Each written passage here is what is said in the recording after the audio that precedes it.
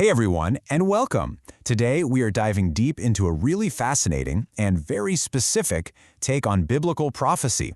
The source material we're looking at lays out 17 distinct signs that it argues are all converging right now, signaling what it sees as a pivotal moment in history. So let's get right into it and see what it's all about.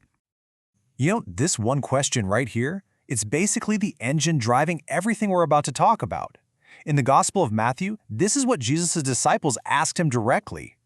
Our source material is, in essence, a really detailed attempt to answer that question, and that's the answer we're going to be breaking down today. Okay, so here's our game plan. We're going to start with the setting for that original question. Then we'll dive into what our source calls the absolute super sign, the nation of Israel.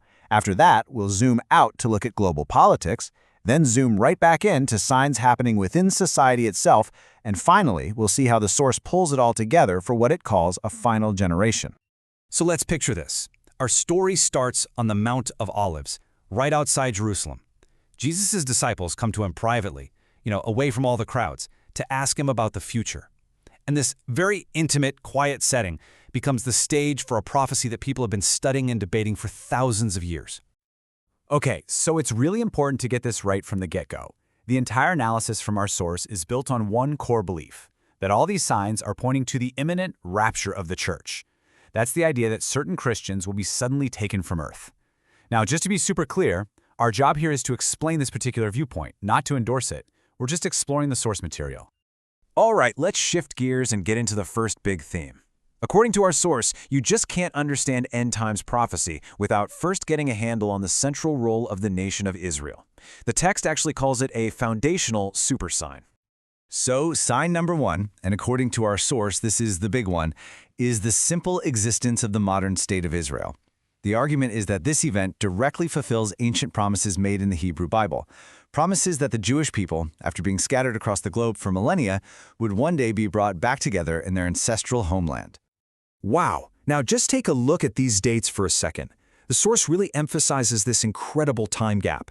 We're talking more than 2,500 years between the destruction of the First Temple and the reestablishment of Israel in 1948. From this specific theological view, that's not just a historical event, it's seen as a monumental fulfillment of prophecy. And that leads directly into sign number two, Jerusalem becoming a major point of conflict for the entire world. The source uses this verse from the prophet Zechariah to argue that the city's constant status as a source of international tension and debate is another direct fulfillment of prophecy. Next up, we have the third sign connected to Israel, and that's the readiness to build a third temple in Jerusalem. The source claims that all the preparations are essentially in place, and it views this future temple as a critical stage for major end-time events, especially those involving a powerful, deceptive leader it calls the Antichrist. Okay, so let's zoom out a bit. We're shifting from focusing just on Israel to the wider world stage. We're going to look at what the source claims are geopolitical signs that are lining up with these ancient prophecies. Now, our source points us to this really cryptic vision in the book of Daniel. It's about this powerful beast with 10 horns, and then this other mysterious little horn that rises up, takes over, and speaks with incredible arrogance. It's a really strange image that has puzzled people for centuries. So, what does it all mean? Well, this is where the source connects the dots. It argues that this isn't just symbolic.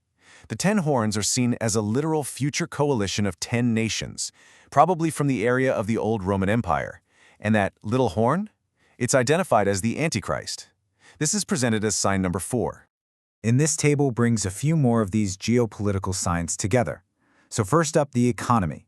The source points to modern technology that could easily create a cashless, one-world economic system. And it connects this idea to prophecies about a mark of the beast in the book of Revelation.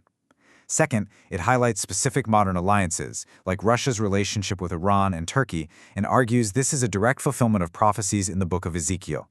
And finally, it sees the constant international pressure on Israel to divide its land for peace as another prophetic marker. All right, so we've looked at geopolitics. Now we're going to zoom in even closer, right into our own societies and cultures. These signs are less about borders and governments, and more about what people believe and how they behave. This next point from the source is a really interesting one. It's this idea of a world of opposites happening at the exact same time. On one hand, the text claims the Christian church is reaching a new height of spiritual maturity. But on the other hand, it says the world is seeing a massive increase in spiritual deception, with false prophets and all sorts of conflicting ideas. And here are 3 more societal signs the source highlights. First, the Christian gospel is being preached all over the globe, which is only possible because of modern technology. Second, there's a reported increase in the persecution of Christians worldwide. And third, you have this explosion in knowledge and travel, which the source argues is a necessary step before a one-world government could even be possible. Now, this is a really key point that the source makes. It says, look, things like wars, famines, earthquakes, they've always been around. But the sign, it argues, isn't that they exist. The sign is that they're dramatically increasing in both how often they happen and how intense they are, kind of like birth pains, getting stronger and closer together. And that brings us to the final cluster of these societal signs, which the source sees as escalating. First, more global conflict. Then, widespread fear and anxiety, what it calls hearts failing. After that, an increase in natural disasters and plagues. And finally, a decline in morality across society that the text compares to the days of Noah. Okay, we've arrived at our final section. This is where the source takes all 17 of these different threads we've been talking about and weaves them together to make its final argument about one specific generation in all of human history. The whole argument really comes to a head with this one verse. The source interprets this generation to mean the specific generation that sees all of these signs happening at once, from the rebirth of Israel all the way to this explosion of knowledge and travel we've discussed. So, after all that, what's the big takeaway? What's the so what? Well, according to the text, it's a direct call to action for its audience. The message is simple. Because all these signs are supposedly converging now, believers should live in a constant state of spiritual readiness, because these events could be right around the corner. And this brings us to the final question the source poses directly to its readers. It's a question that's really designed to shift the focus from these huge global prophecies down to a very personal call to action. And it's a pretty provocative thought to leave you with.